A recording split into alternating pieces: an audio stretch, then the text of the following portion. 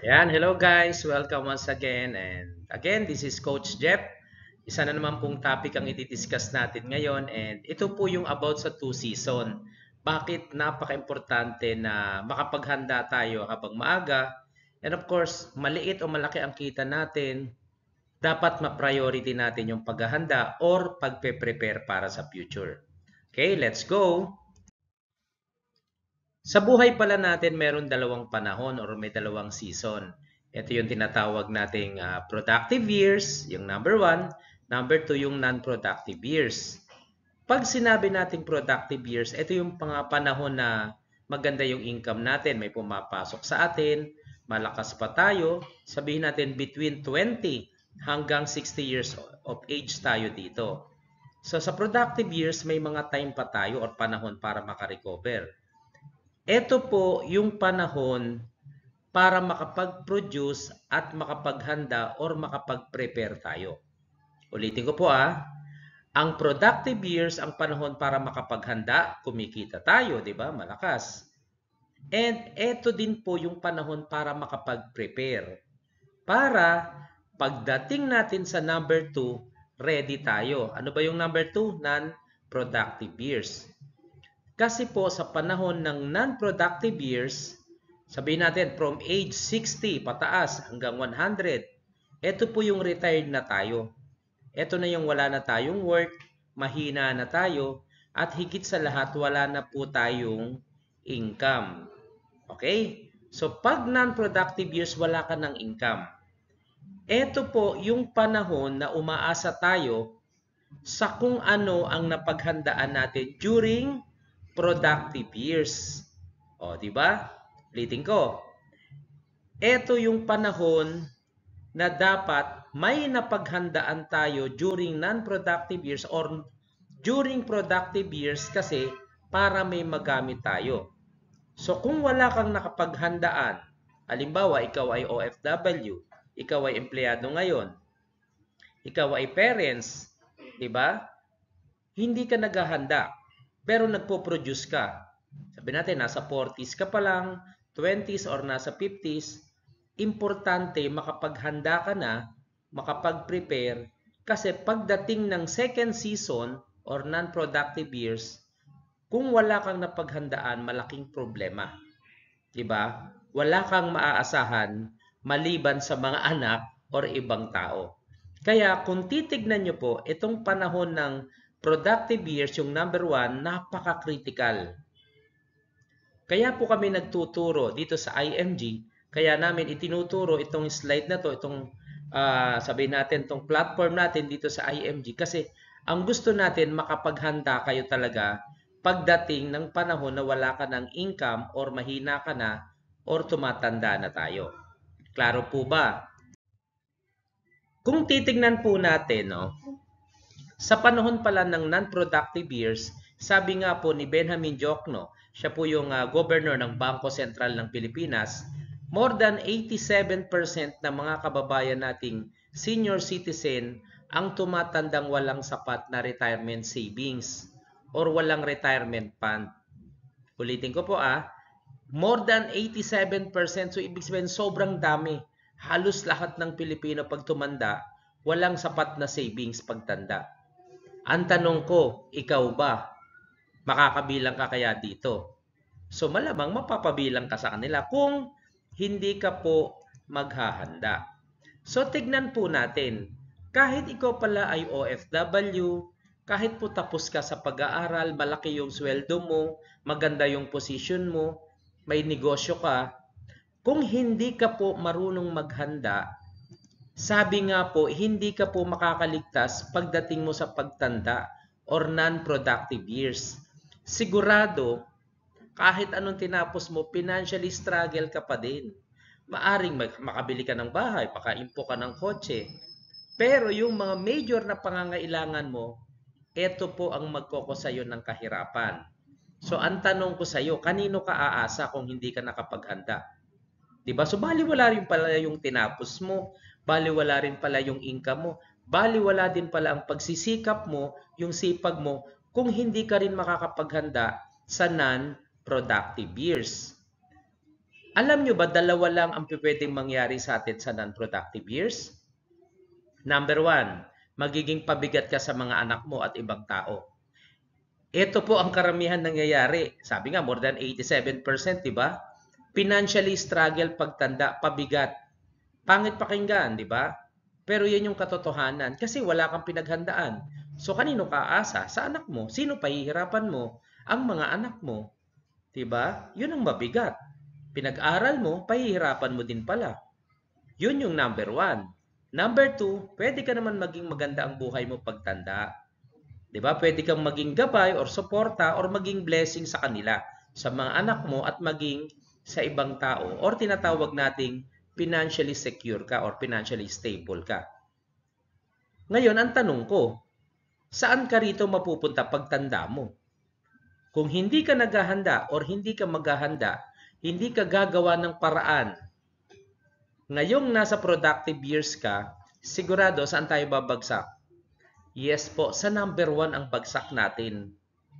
Pag nagkasakit tayo, saan ang pila? Public o private na hospital? O, di ba? Yun po ang mabigat. Baka nga pag may nararamdaman ka, hindi ka makapagpa-check up. Kasi nga, alam mong napakamahal. Tumatanda ka, pero hindi mo na ma-enjoy yung buhay mo kasi nga, wala kang napaghandaan. Okay, so, ang goal ni IMG, matulungan po natin lahat ng mga kababayan sana natin na mapapunta sa number 2. Ano po yun?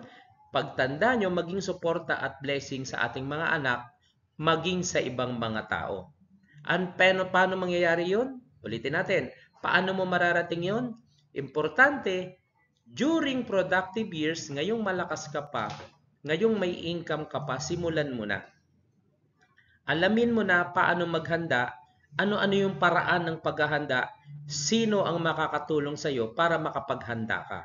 And nandito po ang IMG para matulungan namin kayo. Again, free ang binibigay namin training. Libre lang po lahat. Paano mo paghahandaan ang iyong kinabukasan at ang future ng family mo. Ngayon, gusto kong ipakita sa inyo kung bakit napakaraming Pilipino po ang hirap pa rin sa buhay kahit tapos na sa pag-aaral. Kahit na pagtapos natin, di ba yan pa naman yung pangarap natin?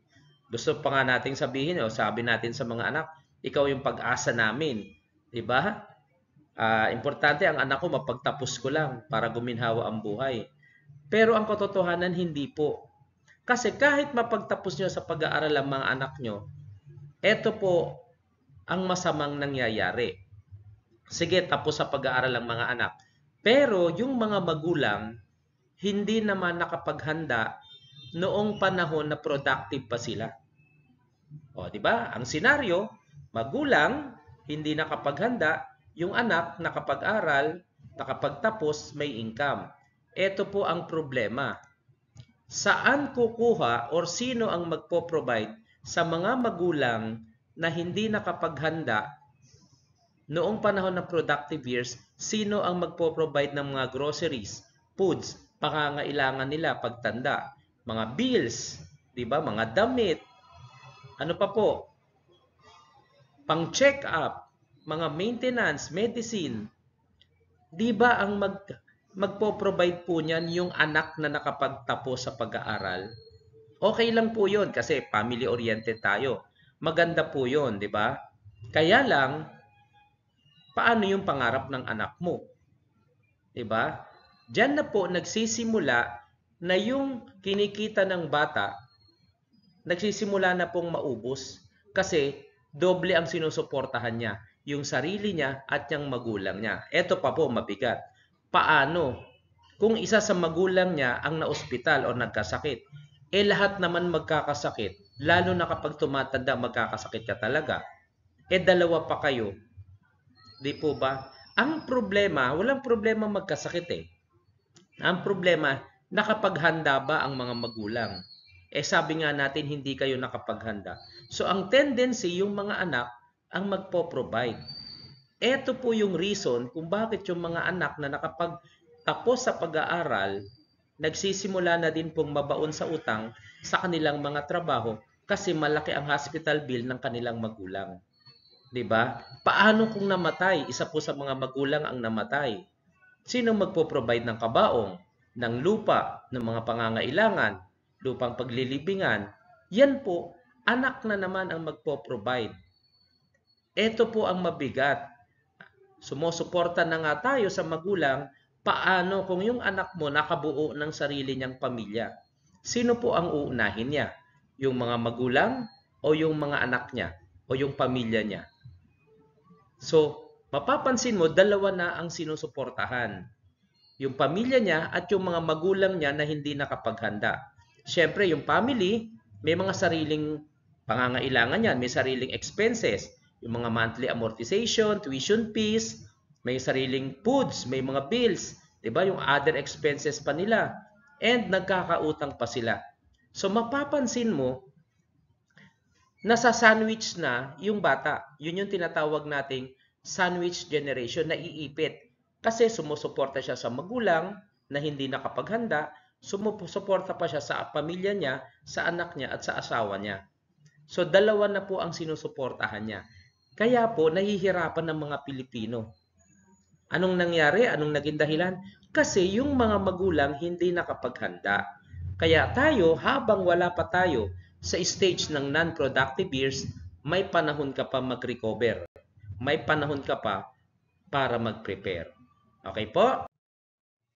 Ngayon, sabihin natin yung bata po na nagkapamilya, nagpo-provide sa magulang, nagpo-provide pa sa family niya, mapapansin nyo ang taas ng kanilang mga expenses. Ito ang mabigat.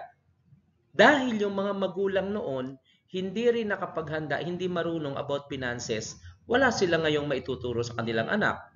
Diba? And that's the time, yung batang nakapagtapos, hindi na rin po makakapaghanda habang nasa productive years pa siya. Bakit po hindi makakapaghanda? Kasi nga, ang taas ng gastos niya, sumusuporta pa siya sa mga magulang niya na nagkakaedad at nagkakasakit. Nakuha niyo po? Kaya, ang tendency, etong mga bata na to, pagtanda nila, pagdating ng non-productive years, ano pong mangyayari sa kanila? Diba? Magiging non-productive na rin sila. Ang mabigat, pag naging non-productive sila, hindi din sila nakapaghanda. So, kanino sila aasa? Yan po yung tendency na aasa na din sila sa mga anak nilang pinagtapos nila. Kaya same cycle lang ang mangyayari.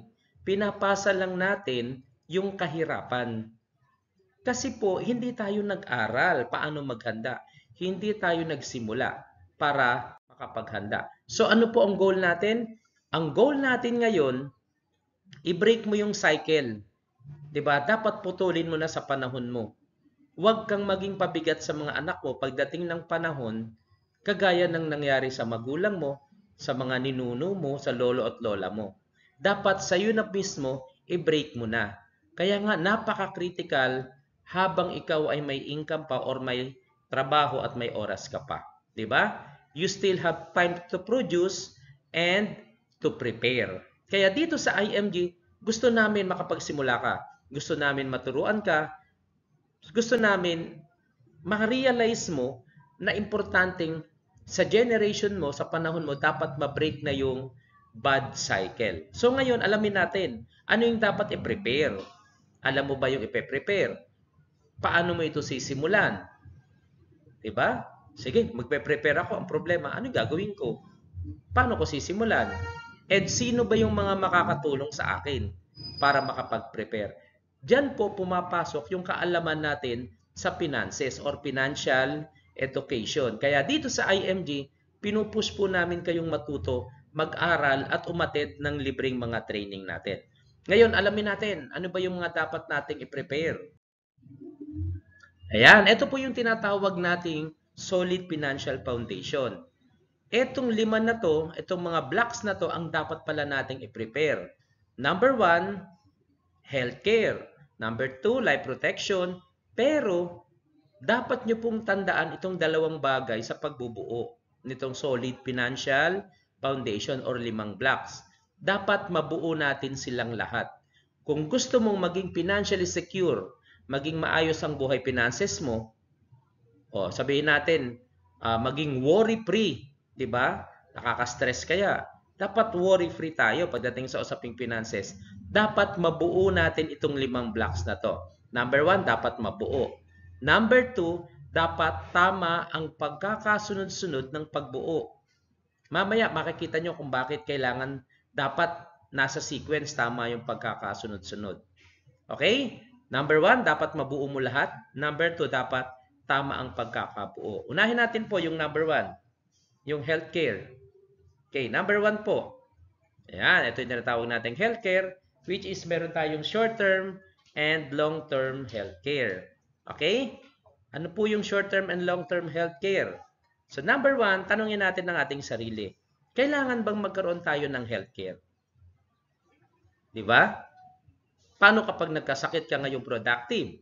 Lalo na yung mga magulang mo na nasa non-productive years na nagkasakit. So saan tayo kukuha? So, importante ito. Yan ang number 1 kasi ito po ang nagkokos ng financial bankruptcy or kahirapan ng tao sa buong mundo. Okay? Klaro po? Healthcare. Tanong ko sa iyo, may healthcare ka ba? May nasimulan ka na ba? Ito po yung common mistake ng mga Pilipino. Akala natin kapag may HMO na tayo or health card galing sa company, hindi na natin kailangan mag-prepare. Maling-mali po. Yan po ang malaking problema. Mas kailangan mo din mag-prepare kahit may HMO ka na. Kasi ang HMO mo, pinoprovide lang yan habang ikaw ay empleyado. Habang malakas ka. Pero kapag nag-retire ka na, nagkasakit ka, pagtanda mo, or wala ka na sa company, mamomroblema ka na. Wala ka ng HMO. Kasi wala ka na sa company. And tandaan mo, pagtanda mo, pag edad mo, diyan pa naglalabasan lahat ng mga sakit natin. Ang tanong, saan ka ngayong kukuha? So that's the time, pahihirapan mo na yung anak mo kasi hindi ka naghanda. Okay? So kailangan po natin paghandaan. Hindi naman pwedeng pag sumakit ang tiyan mo, sabihin mo sa anak mo, anak, dalhin mo ako sa private hospital. Paghandaan mo, lalo na pagtanda mo. Diba? Napakamahal at alam na alam natin yan. Kaya minsan tinitiis na lang natin hanggang sa magkaroon ng komplikasyon yung ating sakit, hanggang sa lumala yung problema. Dahil lang hindi ka nakapaghanda para sa sarili mo. Okay? Number 2, life protection. Tanungin natin, kailangan bang magkaroon ka ng life protection? Yes, kasi ito po ay true love, pagmamahal para sa pamilyang maiiwan mo kahit ano pa ang mangyari sa iyo. Kasi wala naman nakakaalam, di ba, kung ano pwedeng mangyari sa atin. So, kailangan protektahan mo yung pamilyang maiiwan mo, lalong-lalo na kung maraming umaasa sa iyo at may mga anak kang nag-aaral. Kawawa naman sila. Kapag kinuha ka ni Lord, wala kang ni-ready para sa kanila. Utang. Number 3, dapat mabayaran natin yung ating mga utang. Yan yung medyo nagbibigay ng stress sa atin. Sakit ng ulo. Importante, ma-manage natin at maubos natin yung utang natin, di ba? Kapag hindi mo po na-manage ang utang mo, mahihirapan kang maghanda ng healthcare, ng life protection, ng savings, kasi nga uunahin mo yung utang mo. Merong huhugot at huhugot sa mga perang inipon mo. Okay po, number 4, emergency fund. Kailangan mo ba ng emergency fund? Yes, sandamakmak ang emergency, maya't maya may emergency sa atin. Hindi lang emergency sa calamity. Masira nga lang yung electric fan, maplatan yung gulong ng motor mo, 'di ba? Sumabog yung bombilya ng bahay mo, 'di ba? Nasira yung faucet, yung lababo. Grabe, lahat po 'yun emergency. Saan ka ngayong kukuha? Pag wala kang emergency fund, saan ka kukuha? Ayan, dagdag na naman 'yan sa utang mo. Or maglo-loan, 'di ba? Lalo na kapag emergency, pagdating sa mga parents mo or mga kamag-anak mo or sa family member mo. Ang problema, bibihira sa tao ang may emergency fund. Okay, and lastly, dapat meron ka palang investment or itinatanim ngayon para in the future meron kang aanihin, meron kang magagamit. Ulitin to po, pag sinabi nating investment, pagtatanim para meron kang aanihin. Hindi lang po investment para kumita. Mas maganda, may paghahandaan ka para sa education ng anak mo, college fund, retirement fund mo, di ba? Sabi natin, travel, ano nyo, sabi natin, travel o dream travel nyo, dream house. Kung may gusto mo magtayo ng apartment, bumili ng maraming tricycle, meron kang paghuhugutan ng pera mo, hindi manggagaling sa bulsa mo, hindi mo uutangin. So, kapag meron ka nitong 5 blocks na to, you are financially secure. Matibay na matibay po ang iyong pundasyon pagdating sa usaping finances. Ngayon, another common mistake po. Ito yung karamihan na na-experience natin. Iniisip natin, kapag malaki ang pera mo o malaki yung sinesweldo mo, financially secured ka na. Hindi po. Tandaan mo, yung sweldo mo, natitigil yan. Kaya habang malaki ang sweldo mo, malaki yung income mo, buuin mo na to, yung 5 blocks. Kasi lahat yan dadaanan mo. Magkakasakit, so kailangan mo ng healthcare. Mamamatay, kailangan mo ng lupa, kailangan mo ng kabaong, kailangan mo may maiiwan ka sa family mo, mabayaran yung mga utang, mayroon kang emergency fund, at mayroon kang investment para may mahuhugot ka anytime na tumanda ka, mag-retire ka, or meron kayong malaking pangangailangan. Okay? Dapat mabuo natin itong 5 blocks or solid financial foundation. Ngayon po, ano yung reason bakit gusto ko namin maging part ng ating community? Ano yung reason bakit gusto ko namin maging IMG member? Or pwede ka rin naman hindi maging IMG member kung gugustuhin mo. Pero tignan mo muna, ano ba yung dahilan bakit gusto ko namin maging part ng community? Unang-una po, kapag IMG member ka, tayo ay may direct affiliation sa mga healthcare company. Yes, tayo lang po ang may direct access sa Kaiser Medical Center or Kaiser Health Group.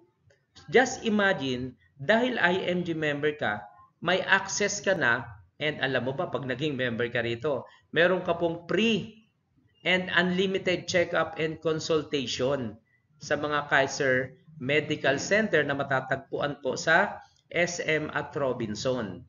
Ngayon, kung gusto mong paghandaan yung sarili mo, pagdating ng panahon or pag na-hospital ka, may direct access ka na po sa Kaiser, and lahat ng private hospital accredited po tayo. Yun yung kagandahan, kaya gusto ko namin maging part ng ating community. Kasi po, kahit may pera ka ngayon, kung hindi mo naman alam yung tamang pagpili ng healthcare, hindi mo alam yung short-term at long-term healthcare, mahihirapan ka talaga. Hindi mo alam paano simulan yung pag-i-inquire sa healthcare, paano magkakaroon, paano yung sequence, napakadaming steps na gagawin. But through IMG, lahat yun i-guide namin sa'yo, ituturo namin sa'yo. Kaya, pwede ka naman hindi maging part ng IMG, pero paa-attend ka pa rin namin, tuturuan ka pa rin namin. Kaya lang, ang ganda ng advantage kapag IMG member ka. Number 2, meron ka pong direct access sa investment or sa stock market. Kaya pwede ka po ritong mag-invest sa Jollibee, SM, BDO, BPI at iba pang malalaking company through IMG. Diba? Tuturuan ka ni IMG, i-guide ka, tutulungan ka paano magkaroon ng investment na mas malaki yung return, yung ROI. At ang kagandahan, paano magkaroon ng investment na kaya mong i-monitor. Yes, sa usaping mutual funds, si IMG lang po ang kayang magbigay ng monitoring kasi nga directly affiliated po tayo sa mga stock market provider kagaya ng Soldivo. Mamaya makikita nyo yung dashboard natin. Kasi pag IMG member ka, tayo lang ang may dashboard. O imagine niyo mamomonitor mo, makikita mo yung kita mo, at higit sa lahat, wala pong charges, walang mga fees na pinapatong, walang mga komisyon na ibabawas sa investment mo. So dito pa lang sa healthcare at investment, panalo ka na po. Okay? Ang laki na ng access mo doon sa mga financial platform na maaring makatulong sa iyo sa pagbuo ng 5 blocks. Yung binanggit po natin, healthcare, investment, life insurance, ano po ba? Emergency fund, managed debt. So meron ka pong access and may chance ka na mabuo yung 5 blocks na yon through IMG program. Sabi nga natin, meron ka na pong life insurance kasi directly affiliated po tayo sa Manila Bankers Life at saka sa Fidelity Life. Dito pa lang, pag IMG member ka, alam mo, meron ka ng 100,000 na personal accident insurance. 100,000 po from Manila Bankers and another 50,000 pa additional po from Fidelity Life. Ganun po kaganda kapag IMG member ka o part ka ng community kasi ang laki and ang dami ng mga company na meron kang direct access. Okay? And of course, gusto mo ng real estate, SMDC Ayala, yes, ang laki po ng discount natin. Gusto mong bumili ng sasakyan, mga brand new, pwedeng-pwede po kasi directly affiliated po tayo sa mga car provider or car dealer. Ganun po kalaki ang ating company. Ganoon tayo ka-connected and affiliated sa mga provider. And of course, sabi nga natin, gusto mo magkaroon ng malaking income, extra income, mabayaran ng utang mo, mas mapalaki ang investment mo, kailangan mo pong palakihin yung pera na pumapasok sa iyo. Paano ka matutulungan ni IMG? Kasi dito sa IMG, kagaya namin, meron po kaming extra income. Pwede mo pong gawing part-time, pwede mong gawing full-time. So kagaya ko, engineer po ako, no, dati akong supervisor sa Toyota, OFW ako sa Australia, pero ngayon, full-time ko na pong ginagawa yung pagiging financial educator dito sa IMG. Kaya naman, na-enjoy ko yung extra income na malaki. And of course, ito po pinakamaganda, yung mga privilege or mga benefits na pre-travel kapag na-qualified ka. Kaya naman po, sa mga ibang video ko, makikita nyo yung mga bansa na pinuntahan namin at lahat yan ay dahil kay IMG. Yes po, free yung travel. Yung pamasahe, libre. Yung hotel, libre. Yung pagkain, libre. O saan ka pa? Nakakatulong ka na sa kapwa. Natutulungan mo silang maghanda, mag-ipon. Natutulungan mo silang magkaroon ng extra income. Natutulungan mo silang mapaghandaan yung kanilang kinabukasan. Higit sa lahat, natutulungan mo pa yung sarili mo paano kumita ng mas malaki at ma-enjoy yung mga benefits. Kaya naman, mas madali sa yung magkaroon ng savings, mas malaking savings, at makapag-build ng emergency fund. Kasi nga, meron kang mga income dito kay IMG. Okay? So, napakalaki pala ng chance na mabuo mo yung 5 blocks na tinuro natin kanina. Pag nabuo mo yung 5 blocks, di ba? Pagdating mo ng non-productive years, hindi ka na magiging pabigat. Sigurado nasa number 2 ka. Ibig sabihin, support and blessings ka sa ibang tao, lalong-lalo na sa mga anak mo. Yan ay kung gusto mo lang.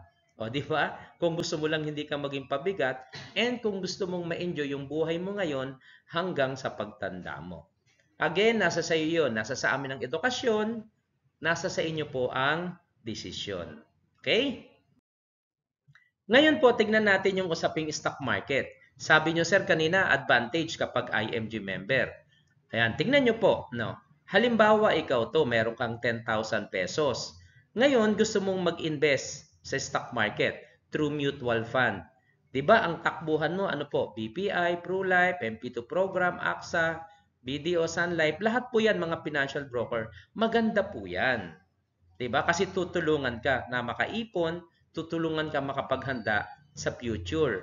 Kaya lang, halimbawa po, kumita po yung sabi natin, yung stock market ng 12 hanggang 15%.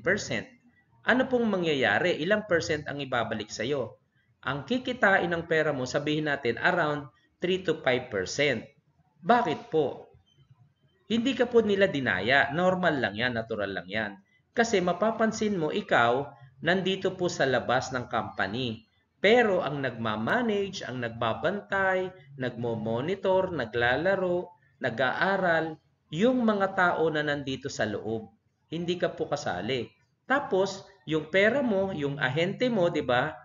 Nung kumausap sa'yo, may komisyon. Saan po manggagaling yung komisyon? Yung kinita ng company, saan po manggagaling? So, lahat po yun, ibabawas sa pera mo. Kaya, medyo maliit-liit na po yung magiging balik sa'yo, hindi na ganun kalaki. O, di ba? So, nasa sa'yo po yun. Kung gusto mo dito, wala pong problema. Importante, makapagsimula ka, makapaghanda ka para sa future. Kaya nga lang, isang medyo kailangan mo pong mabantayan, yung paghuhulog mo ng monthly or ng premium mo. Kasi kapag hindi ka nakahulog ng 2 months or 3 months, lahat po ng ininvest mo, hinulog mo, posibleng ma-forfeit, wala na pong matira. Diba? Kasi ito po ay nakasaad sa kontrata. Kaya dapat talaga regular ang paghuhulog mo. Kahit anong mangyari, maproteksyonan mo yon. So medyo kailangan mo talagang bantayan ng gusto. Bawal ang emergency. Kasi pag nagka-emergency, hindi po ka po pwedeng mag-withdraw. Diba? Hindi mo pwedeng kunin yung pera mo. Pag hindi ka nakapaghulog, mawawala na siya. So yun lang po yung kaibahan natin. Pero kapag IMG member ka ngayon, bakit gustong-gusto ko namin maging part ng company? Kasi ikaw mismo ay nasa loob ng company. Ayan, di ba? Nasa loob ka. Kasi IMG member ka.